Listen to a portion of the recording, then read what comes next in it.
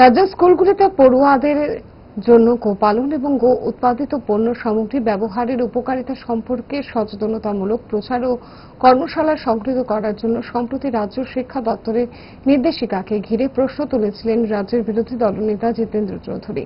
তীব্র প্রতিক্রিয়া জানিয়েছেন জিতেন্দ্র চৌধুরী। এই ধরনের পদক্ষেপ স্কুল পড়ুয়াদের মূল সমস্যা থেকে নজর ঘুরিয়ে দেওয়ার চেষ্টা বলে মনে করছেন বিরোধী দলনেতা জিতেন্দ্র চৌধুরী। কি প্রতিক্রিয়া ছিল জিতেন্দ্র চৌধুরীর, শুনব। দেশের শিক্ষা, সংস্কৃতি এবং মানব উন্নয়নের একেবারে শিশু থেকে পরিণতকাল অবধি মগজ দোলাইয়ের জন্য যে সংস্থাটা নিয়োজিত, রাষ্ট্রীয় স্বয়ংসেবক সংঘ, তাদেরই কোনো একটা শাখা বা প্রশাখা হবে, এটা একেবারে নির্দ্বিধায় সেখানে বলা যেতে পারে। তো এরকম কোনো এনজিও তারা সরকারি কোনো প্রতিষ্ঠানের কাছে এরকম আবেদন করলেই কি তাদের কিভাবে ওয়ার্কশপ সেমিনার করার জন্য নির্দেশিকা দেওয়া যায়? এবং তাও কাদেরকে নিয়ে ওয়ার্কশপ সেমিনার? কোমলমতি আমাদের শিশু কিশোরদেরকে নিয়ে, অর্থাৎ শৈশব থেকে আরএসএস এর ভাবনায় তাদের মগজ ধুলাই করো,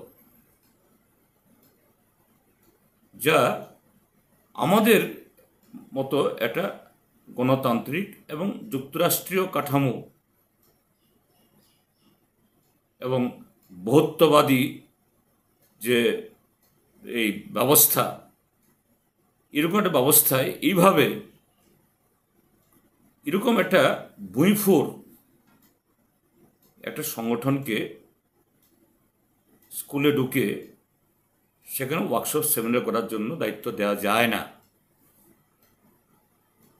হ্যাঁ, যদি এই পশুপালন, এটা গরু হোক বা ছাগল বা ঘোড়া, গাধা, যদি করতে হয়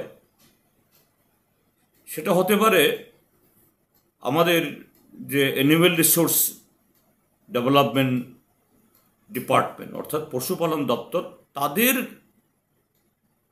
নেতৃত্বে হতে পারে। তারা করতে পারেন, দু চারটে এরকম করতে পারেন।